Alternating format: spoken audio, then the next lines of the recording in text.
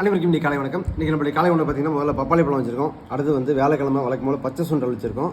அடுத்து வந்து இது அகத்திக்கீரை பற்றி நிறைய பேசியிருக்கோம். அகத்திக்கீரை வந்து பொரியல் பண்ணியிருக்கோம், லைட்டாக பருப்பு போட்டு பண்ணியிருக்கோம். அடுத்து வந்து பார்த்திங்கன்னா இது பொங்கல். இன்றைக்கி வந்து டிஷ் வந்து பொங்கல் தான், வரகு பொங்கல்.